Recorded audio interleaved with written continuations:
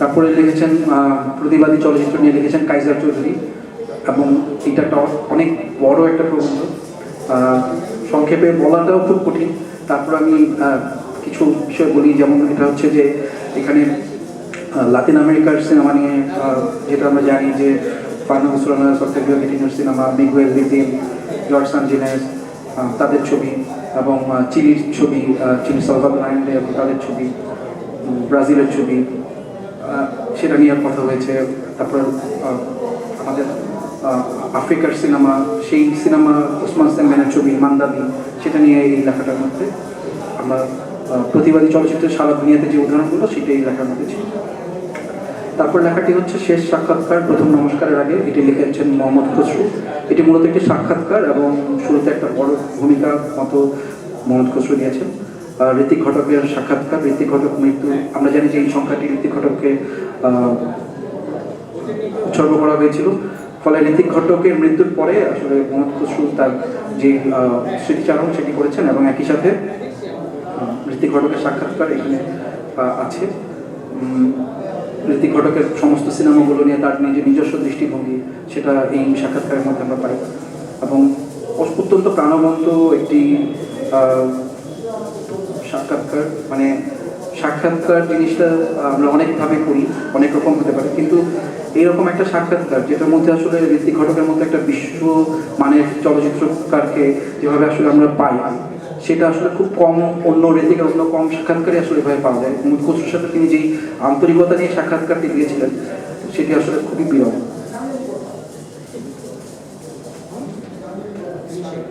এরপরে লেখাটি ছিল ইয়োরিস ইভেন্টসের চলচ্চিত্র নিয়ে, লিখেছেন মফিদুল হক। মফিদ ভাই আমাদের আজকের অনুষ্ঠানে উপস্থিত ছিলেন। আমরা জানি যে ডাচ ফিল্ম মেকার ইয়োরিস ইভেন্টস চলচ্চিত্র দুনিয়ার খুবই গুরুত্বপূর্ণ একজন ফিল্ম মেকার, এবং আমাদের যেই গঠন পর্বের চিত্র মানুষ ডকুমেন্টারির যে প্রাথমিক পর্ব, তাতে যে বড় ভূমিকা পালন করেছেন ইয়োরিস ইভেন্টস, তাকে উপলব্ধি করা এবং সেই সিনেমাগুলো নিয়ে লিখতে পারা, সেটার একটা অসাধারণ ভঙ্গি যেটা মফিদুল হকের লেখার মধ্যে আছে, সেটা আমরা তার লেখার মধ্যে পাই। ইয়োরিস ইভেন্টসের 70 ওই সময় ৭৭ সালের আগ পর্যন্ত যে চলচ্চিত্রগুলো মুক্তি পেয়েছে সেগুলোর সম্পর্কে এখানে বলা হয়েছে। যেমন আমরা জানি রেইন 1929, এবং তার যে ছবি, খুব গুরুত্বপূর্ণ ছবি ব্রেকার্স, তারপরে আমরা নির্মাতা, যেটা ছিল ডেনমার্কের ইমারত নির্মাণ শ্রমিকদের উপর একটি ডকুমেন্টারি, সেই ছবিগুলো নিয়ে ইয়োরিস ইভেন্টসের সেই ছবিগুলো নিয়ে মফিদুল হক একটা খুব দীর্ঘ প্রবন্ধ লিখেছেন। তারপরে যেই লেখাটি সেটি হচ্ছে পশ্চিমবাংলায় রাজনৈতিক ছবি তৈরির প্রচেষ্টা এবং মৃণালসেন, এটি লিখেছেন অমিতাভ চট্টোপাধ্যায়। এরপরে আছে মাস্কুলিন ফেমিনিন, যেটা জালরূপ গদারের 1966 সালের একটা সিনেমা, সেটার একটা পুরো চিত্রনাট্যটাই অনুবাদ করে দেওয়া হয়েছে। তারপরে অসাধারণ একটি লেখা শামসুর রহমান, কবি শামসুর রহমানের লেখা নীলকণ্ঠ, সেই শিল্পী। এখানে নীলকণ্ঠ আমরা জানি ঋত্বিক ঘটককে বলা হয়েছে। ঋত্বিক ঘটককে নিয়ে শামসুর রহমানের একটি অসাধারণ প্রবন্ধ, সেটা আসলে পড়তে পারলে খুব ভালো লাগে। তো তারপরে লিখেছেন সুপ্রভাত, সুখদেব বসু, সেটা মাহবুব আলম জানি এখন। তো চলচ্চিত্রকার কবির আনোয়ারের দ্বিতীয় ছবি সুপ্রভাত, সেই চলচ্চিত্র নিয়ে একটি লেখা। তারপরে লেখাটির নাম হচ্ছে পালঙ্ক, তৃতীয় সম্পাদক সেন্সর বোর্ড, লিখেছেন মাহবুব আলম। পালঙ্ক ছবিটি বাংলাদেশে মুক্তি পায়, তখন সেন্সর কর্তৃপক্ষ ছবিটি থেকে প্রায় 1200 ফিট কেটে বাদ দিতে বাধ্য করে। তৎকালীন সরকার এবং সেন্সর বোর্ডের পরিস্থিতি এবং পালঙ্ক ছবিটি নিয়ে এই লেখাটি। লেখক সেন্সর বোর্ডের ধৃষ্টতার তীব্র নিন্দা এবং প্রতিবাদ করেন। এর মধ্যে দিয়ে আমরা মোটামুটি চতুর্থ সংখ্যার সম্পর্কে একটা ধারণা পেলাম, এবং আমরা এখন পঞ্চম সংকলন নিয়ে আলোচনা করতে যাচ্ছি। পঞ্চম সংকলন প্রকাশিত হয় 1985 সালে। 1985 সালে ধ্রুপদীর পঞ্চম সংকলন প্রকাশিত হয় নির্মল চলচ্চিত্র আন্দোলনের মুখপত্র হিসেবে। বাংলাদেশ চলচ্চিত্র সংসদের প্রকাশন ধ্রুপদী 1977 সালে তার চতুর্থ সংখ্যা প্রকাশিত হয়। 85 সালে মাঝখানে 8 বছর পেরিয়ে গেছে, 7 থেকে 85 আপনি বুঝতে পারছেন, 8 বছর সময় চলে গেল। এই সংখ্যার সম্পাদকীয়তে সমাজ রাষ্ট্রের তৎকালীন পরিস্থিতি অনুমান করা যায়। একটা অসাধারণ সম্পাদকীয়, আমি একটু পড়ার শোনা যাচ্ছে না, একটু করি। রামদা, অ্যাসিড, নামচাক্ষু, ভিসিআর, ব্লুফিল্ম, খুন, ধর্ষণ, বেশ্যালয়, উৎখাত, কেবলই নারী দেহ শোভিত রমরমা, রম্য সাময়িকীর মাসিক প্রসব, এফডিসি ভায়োলেন্সের চলচ্চিত্রকার, হাসপাতাল পীড়িত, রাজনৈতিক নেতৃত্বের দেউলেপনা, আত্মসাৎ, বুদ্ধিজীবী সম্প্রদায়, জলোচ্ছ্বাসে লক্ষ প্রাণের জীবননাশ, জাতীয় বাজেটে বৈদেশিক ঋণের সালাইন, হিংসা, দুর্নীতি, নৈরাজ্য, হতাশা এবং অপশাসনের স্থবিরতায় মাত্র 14 বছরের কৈশোরে উড়িয়ে যাওয়া বাংলাদেশের এই যখন কোলাস দৃশ্য, ঠিক সেই মুহূর্তে বেরোলো ধ্রুপদীর পঞ্চম সংকলন। এরকম সম্পাদকীয় কোনো চলচ্চিত্র পত্রিকার যে হতে পারে সেটা আসলে আজকের দিনেও আমরা আসলে এতটা সাহস, আজকের দিনেও আমরা আসলে ওই স্বৈর শাসনের মধ্যে থেকে তিনি যেভাবে লিখেছেন ভূমিকায় সম্পাদকীয়, সেটা আসলে আজকের দিনেও খুব বিরল, এটা বলতেই হবে। মোহাম্মদ খসরু তার রক্ত, মাংস এবং হাড় এটা মিশ্রণ করেই আসলে এই ধ্রুপদী পত্রিকা। তো এতটা বেদনা নিয়ে এর পূর্বে কোনো সম্পাদকীয়তে ধ্রুপদী লেখা হয়নি। তারপরের থেকেই বোঝা যাবে ধ্রুপদীর আওয়াজ দেশের চলচ্চিত্র সংশ্লিষ্ট লোকেদের কানে কতটুকু পৌঁছেছে। ধ্রুপদী যেন বোমা মেয়ের ওঙ্কারে পরিণত হয়েছে। এইসব রক্ত মাংস ক্ষয় করে কোনো কিছুই যেন হচ্ছে না। সম্পাদকীয়তে বলা হয়, বাংলাদেশ চলচ্চিত্র ঐতিহ্য বলতে এখন পর্যন্ত কোনো কিছু দানা বেঁধে ওঠেনি। ভাসমান বিষ্ঠার মধ্যেও যারা স্বদেশ সংস্কৃতির গন্ধ শুকে বেড়ায়, তাদের কাছে আমাদের প্রচেষ্টাকে বিজাতীয় ভাববার অবকাশ রয়েছে। আমাদের দেশের বিদ্যুৎ সমাজ ও বুদ্ধিজীবীদের মধ্যেও একটি অশিক্ষিত ধারণা প্রচলিত আছে যে চলচ্চিত্র কোনো গভীর বক্তব্য প্রকাশের মাধ্যম হতে পারে না। তাদের ধারণায় চলচ্চিত্র কেবল মানুষের চিত্ত বিনোদনের চাহিদা মেটাবে। চলচ্চিত্র শিল্প কি শিল্প না, এই ধরনের সাবেকি বিতর্ক নিয়ে অম্লঠিকুর তোলা একমাত্র গারলের পক্ষেই সম্ভব। সম্পাদকীয়তে নিজেকে আর যেন ধরে রাখতে পারলেন না সম্পাদক। এত বছরের শ্রম, সব যেন অর্থহীনতায় পর্যবেসিত হতে চলেছে। এতদিন এত কর্মকাণ্ড করার পরেও সেই সব সাবেকি গারলের হাতেই চলচ্চিত্রের কর্তৃত্ব রয়ে গেছে। মোহাম্মদ খসরু কতটা হৃদয়বান মানুষ ছিলেন তা বোঝা যায় প্যাপিরাস প্রেসের হিলালকে নিয়ে সম্পাদকীয়র একটা বড় অংশ তিনি জুড়ে লিখেছেন। চলচ্চিত্র পত্রের 3-3টে সংখ্যা এত যত্ন নিয়ে সুন্দরভাবে হেলাল ভাই ছেপেছিলেন যে তিনি মুগ্ধ না হয়ে পারেননি। এত বেদনাবিধুর এই সংখ্যার সম্পাদকীয় যে অশ্রু সংবরণ করা কঠিন। মোহাম্মদ খসরুর প্রচেষ্টায় মানিকগঞ্জের বকজুরি গ্রামে হিরালাল সেন, যিনি ছিলেন ভারতবর্ষের প্রথম চলচ্চিত্রকার, তাকে চলচ্চিত্র ইতিহাসে যথাযথ সম্মানের আসনটি দেওয়া হয় এই সংখ্যায়। ধ্রুপদীর এই সংখ্যাটি হিরালাল সেনকে উৎসর্গ করা হয়েছিল। ধ্রুপদীর পঞ্চম সংখ্যা সম্পাদনা পরিষদের পরিচিতি দেওয়া হয়েছে। সম্পাদক ছিলেন মোহাম্মদ খসরু, সংযুক্ত সম্পাদক মাহবুব আলম, প্রচ্ছদ আশেফ আনসারী। অলঙ্কন করেছেন নিসার হোসেন, শেষী ভট্টাচার্য, সমন মজুমদার। সম্পাদকীয় সহযোগী ছিলেন কাইজার চৌধুরী, ইকবাল করিম হাসনু, ব্যবস্থাপক মঈনুদ্দিন খালেদ। এর পৃষ্ঠা সংখ্যা ছিল 305। এই সংখ্যার প্রথম লেখা ছিল ঢাকার ছবির নির্বাক যুগ, এটা অনুপম হায়াতের একটি লেখা। ঢাকার ছবি নিয়ে অনুপম হায়াতের লেখার মধ্যে আমরা পাই হিরাল সেন সম্পর্কে আলোচনা, এবং আমরা যেটা বললাম 1898 সালের 4 এপ্রিল তিনি রয়্যাল বায়োস্কোপ কোম্পানির মাধ্যমে প্রথম চলচ্চিত্র প্রদর্শনীর আয়োজন করেন। 1901 সালের 9 ফেব্রুয়ারি তার চলচ্চিত্রায়িত আলিবাবা নাটকের মর্জিনা এবং আবদুল্লাহর যে চলচ্চিত্র রূপ প্রদর্শনের মাধ্যমে তিনি ভারতের প্রথম চলচ্চিত্র নির্মাতার ইতিহাস সৃষ্টি করেন। তো হিরালাল সেনকে নিয়ে এখানে একটা ভালো চেষ্টা করা হয়েছে। কালীশ মুখোপাধ্যায়ের যে বইটি, সেটার খুব রেফারেন্স দেওয়া হয়েছে। কিন্তু একই সাথে দুটো ছবির নাম বলার দরকার।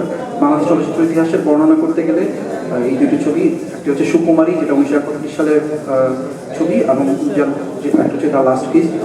এটা দিয়েই আসলে বাংলাদেশের ছবি শুরু বলে লেখক বলেছেন।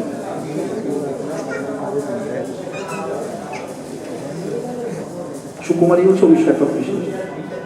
তারপর লেখাটি হচ্ছে আমাদের চার্লি, লিখেছেন গর্ডন হেলস, অনুবাদ করেছেন শিয়াব সরকার। আমরা বুঝতে পারছি যে এটা চ্যাপলিনকে নিয়ে একটি লেখা, কিন্তু খুবই অসাধারণ একটা হিউমারাস লেখা।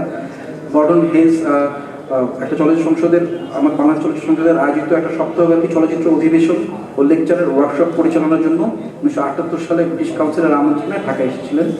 ব্রিটিশ কাউন্সিলের আমন্ত্রণে ঢাকায় আসার পরে তিনি আবার যখন ফেরত যান, তখন তাকে সম্পাদক অনুরোধ করেছিলেন একটি লেখা দেওয়ার জন্য। তো দি কাউন্টেস ফ্রম হংকং নামে চ্যাপলিনের যে ছবিটিতে গর্ডন হেলস নিজে কাজ করেছেন, সেটি নিয়ে উনি আসলে লেখাটা লিখেছেন, এবং পুরো লেখাটা একটা সিনেমার মতো। এবং আমরা জানি যে চার্লি চ্যাপলিনের নাম শুনলে আমাদের একটা আকর্ণ বিস্তৃত হাসি আসবে মুখে। তো গর্ডন হেলসের লেখাটা পড়লেও আমাদের এই হাসিটা আসবে, যেখানটায় একজন বৃদ্ধ একরক্ষা জেদি শিল্পীর মানবিকতার প্রশ্নটিও আমাদের চলে আসবে। পুরো লেখাটি চ্যাপলিনের একটা সিনেমার মতো। চ্যাপলিনের মানসিক অবস্থার চিত্র এই লেখাটির মধ্যে খুব অসাধারণভাবে এসছে। সাধারণ এই মানুষটি কিন্তু চলচ্চিত্রের মহানায়ক চ্যাপলিন, আমাদের চ্যাপলিন। গর্ডন হিলসের লেখাটি চ্যাপলিনকে নিয়ে পড়া আমার খুব ভালো লেখাগুলো লেখে। তারপরে লেখাটি ধ্রুপদী প্রতিটি লেখা এত ভালো, এটা নিয়ে আসলে আলোচনা করা, প্রত্যেকটা লেখা নিয়ে একটা আলাদা করে আলোচনা শুরু করবো। যাই হোক, তারপরের লেখাটা হচ্ছে চলচ্চিত্রের প্রেক্ষাপটে নারী, লিখেছেন হাসনা বেগম। তো বাংলাদেশে চলচ্চিত্রে নারীর ভূমিকা, চলচ্চিত্র প্রেক্ষাপট নারী নিয়ে অনেক লেখালেখি হয়েছে, কিন্তু হাসনা বেগমের যে লেখাটি, এরকম লেখা আসলে আমি আর পাইনি, এরকম লেখার চোখেও পড়ে। তো উনি প্রথম চলচ্চিত্র নির্মাতা এলিস গাই ব্লাশের, যিনি পৃথিবীর প্রথম মহিলা চলচ্চিত্রকার হিসেবে স্বীকৃতি পেয়েছেন, তার সম্পর্কে আলোচনা শুরু করেন। এলিস গাই ব্লাশের নাম আমি এই লেখার মাধ্যমেই প্রথম জানতে পারি। আমরা যে ধরনের ফিল্ম মেকারদেরকে চিনি, মায়া ডেরেন কিংবা আগনেস ভার্দা ফিল্ম মেকার হিসেবে, সেইটা আসলে আমাদের যে কত অকিঞ্চিত জানাটা, সেটাই লেখাটা পড়লে আসলে বোঝা যাবে। হাসনা বেগম ঢাকা বিশ্ববিদ্যালয়ের দর্শন বিভাগের অধ্যাপক ছিলেন। তিনি বাংলাদেশ ফিল্ম সোসাইটির বাংলাদেশ চলচ্চিত্র সংসদের সহসভাপতির দায়িত্ব পালন করেছেন। তিনি অস্ট্রেলিয়ার মোনাস বিশ্ববিদ্যালয়ে যখন পিএইচডি করতে যান, সেখানে তিনি চলচ্চিত্রকে তার বিষয় হিসেবে নির্বাচন করেন। তো এত অসাধারণ একটি প্রবন্ধ, চলচ্চিত্রের প্রেক্ষাপটে নারী, মানে এটা আসলে একটু লম্বা সময় লাগলো আমার একটু পড়ার সুযোগ দিতে। আচ্ছা, সংক্ষেপে পড়বো, আমি পুরোটা পড়বো। তো মানে যে নামগুলো আসলে একটু বলা দরকার, কারণ আমরা বুঝতে পারবো না। নারী মনস্তত্ত্বকে চলচ্চিত্রের প্রেক্ষাপটে তুলে ধরতে সচেষ্ট ছিলেন এরকম একজন নির্মাতা এলিস গাই ব্লাশে। তিনি প্রথম নির্মাতা, কিন্তু তিনি চলচ্চিত্রকে শুধুমাত্র একটা মানে গতিশীল চলচ্চিত্র ধারণ করার মাধ্যম হিসেবে দেখেননি। তিনি তার যে নারী পরিচয় এবং তার যে সংগ্রাম, সেটাকে তিনি চলচ্চিত্রের মধ্যে ধারণ করার চেষ্টা করেন। সেটা 1896 সালেই তিনি প্রথম কাজ শুরু করেন। প্রায় লুমিয়ার ব্রাদারদের সমসাময়িকী ছিলেন তিনি। তার প্রথম ছবি 1896 সালে যে প্রথম ছবি, তার নাম হচ্ছে the good fairy in the cabbage patch. The good fairy in the cabbage patch, এটা কিন্তু ইউটিউবেও আছে। এখন আজকে আমরা ইউটিউবে দেখতে পারি, মানে এটা আমি দেখলাম, ছবিটা খুবই অসাধারণ ছবি। তার আরও অসাধারণ অনেকগুলো ছবি আছে, যেটার নাম আসলে না বললেই না। The Tigress, the heart of A painted women in the year 2000, মানে একটা সায়েন্স ফিকশনের মতো, সোশ্যাল সায়েন্স ফিকশনের মতো। 1800 সালের শেষ দিক এবং 1900 সালের শুরুতে উনি 2000 সালের নারীর অবস্থা কেমন হবে সেটা নিয়ে একটি সিনেমা বানিয়েছিলেন। এলিস গাই ব্লাশের পরে আমরা যার কথা বলবো, তার নাম ডরোথি আর্জনার। তিনি অনেক গুরুত্বপূর্ণ ফিল্ম মেকার, নারী ফিল্ম মেকারদের মধ্যে।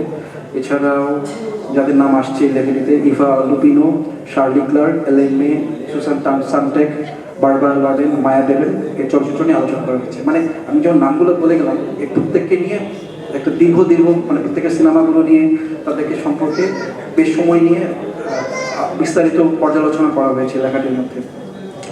ফরাসি নির্মাতাদের মধ্যে জার্মাইন দুলাক, অ্যাগনেস ভার্দা, লেনি কাপলানের চলচ্চিত্র সমূহ নিয়ে প্রবন্ধটিতে আলোচনা করা হয়েছে। হাঙ্গেরির নির্মাতা মার্টা মেসজয়েস এর ছবি নিয়ে আলোচনা করা হয়েছে।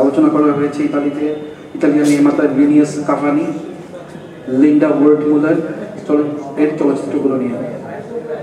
প্রবন্ধটিতে বেলজিয়ামের নির্মাতা সান্তাল লাকারম্যানের চলচ্চিত্র সমূহ নিয়ে আলোচনা করা হয়েছে। জার্মান নির্মাতা মার্গারেট ফন ট্রাটার চলচ্চিত্রগুলো এই প্রসঙ্গে আলোচিত হয়েছে। লেখক সিমন দা বুভয়ার একটা উক্তি করেছেন, চাপা দেওয়া ঘাসে সবুজত্ব না দেখে আমরা যদি বলি সেই ঘাসের সবুজত্ব অর্জনের সক্ষমতা নেই, তবে কি সেটা সঠিক হবে? অত্যন্ত বিশ্লেষণধর্মী প্রাঞ্জল এই দীর্ঘ প্রবন্ধটিতে নারী নির্মাতাদের গুরুত্বপূর্ণ এবং কর্মগুলোকে যথার্থভাবে উপস্থাপন করেছেন হাসনা বেগম।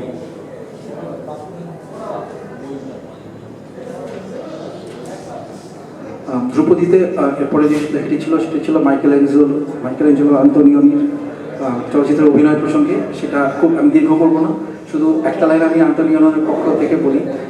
আন্তোনিওনি বলছেন যে পরিচালকের চিন্তায় অভিনয় শিল্পী হচ্ছে ট্রয়ের ঘোড়ার মতো। তো তারপরে আসলে এটা ব্যাখ্যা করতে আমার আসলে অনেক সময় লাগবে। আজকে এই পর্যন্ত থাক আন্তোনিওনির আলোচনা, আমরা পরবর্তীতে সময় নিয়ে কথা বলব।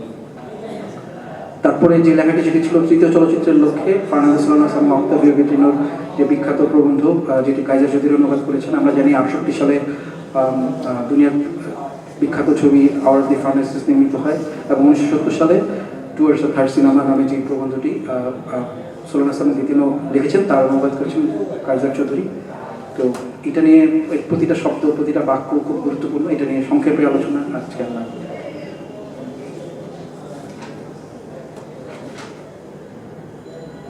এরপরে আছে পুরনো ভারতের চলচ্চিত্র।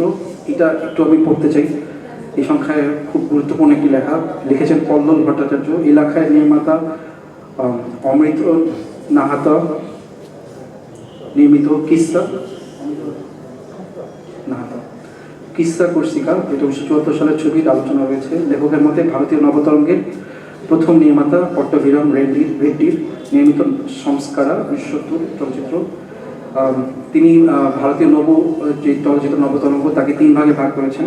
প্রথম পর্যায়ে তিনি বলছেন সত্যজিৎ রায়, ঋত্বিক ঘটক এবং মৃণাল সেনের যে ছবি, এবং যেটাকে প্রথম পর্যায়ে বা প্রাক পর্যায়ে বলে চিহ্নিত করছেন।